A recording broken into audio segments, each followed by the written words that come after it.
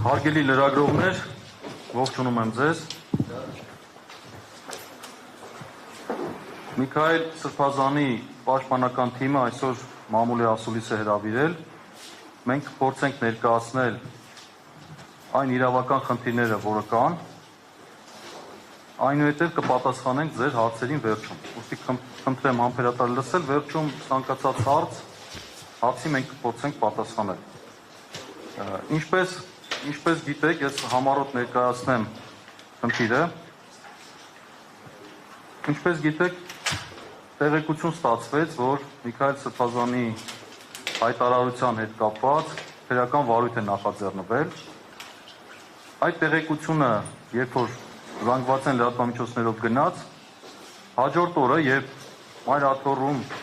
հրավիրված էր քահանաների ժողով, հենց այդ առավոտյան ԱԱԾ ծառայողներ ներկայացել էին Մայր աթոռ եւ ցանկանում են ձերբակալել Միքայել Սրբազանին։ Ես ինքս էլ գնացի Մայր աթոռ եւ մոտեցա այդ ԱԱԾ ներկայացուցիչների հետ, ես ինքս էլ սկսեցի խոսել, որովհետեւ մեկ օր առաջ մենք արդեն Միքայել Սրբազանի պաշտպանական թիմն էինք ձևավորում, հասկանալով, որ գործընթացներ են լինելու։ Հասկացա այսպես, իրենք ասում են մենք ունենք քննիչի որոշում, որը տրամադրվեց, ես ընթերցեցի եւ ասեցին մենք պետք է ձերբակալենք։ Առաջարկվեց իրենց, որ քանի որ Միքայել Սրբազանը քահանաների ժողովի համակարգողն է, իսկ մոտ 200 քահանա մասնակցում էր այդ ժողովին։ Առաջարկվեց, որ գոնե քահանաների ներկայությամբ դա չանել, այլ ժողովը երբ որ ավարտվի,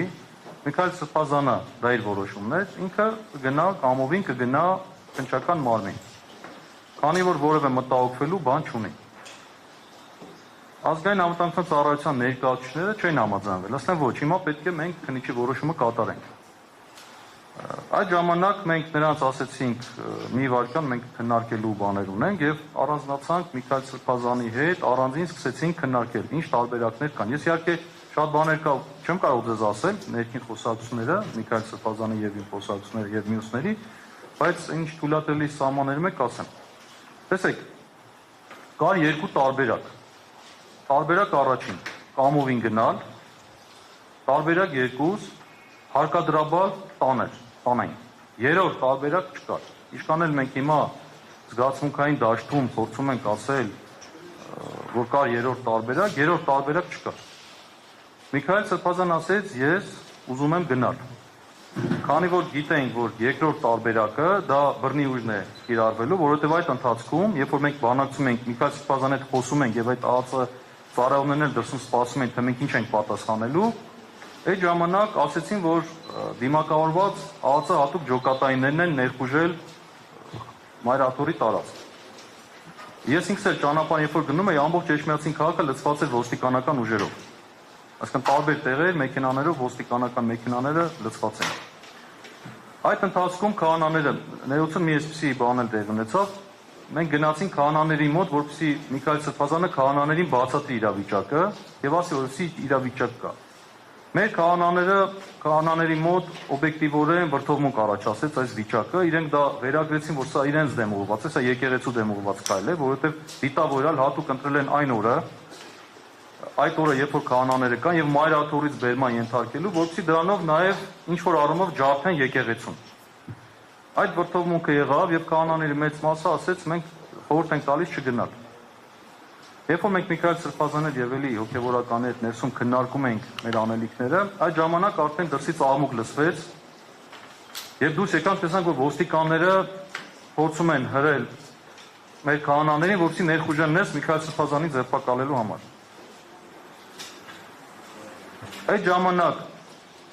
մենք միջամտեցինք, ասելով մի ուժ կիրառեք, դիտավորյալ մի սրեք վիճակը, որովհետև մենք ձեզ ասել ենք, որ Միքայել Սրբազանը պատրաստ է ներկայանալ քննիչի մոտ,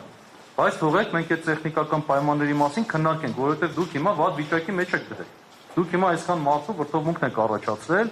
մի ավելորդ սրեք վիճակը։ Այդ ընթացքում բնականաբար նաև մեր քաղաքացիները եկան եւ սկսեցին մոտենալ այդ վայրը։ Այնուհետև ներսում կրկին քննարկումներ էր գնում, Միքայել Սրբազանը ինքը կրկին իր որոշումը ասեց, ես ուզում եմ գնալ, ես վախենալու բան չունեմ, ես ուզում եմ գնալ։ իրավական հետևանքների մասին նա տեղյակ էր։ Ուրեմն, երբ որ դուրս եկան,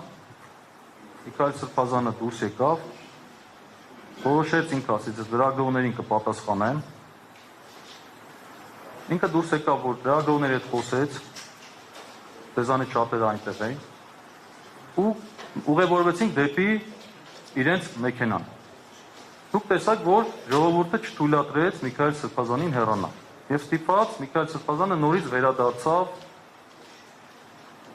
դեպի շենք։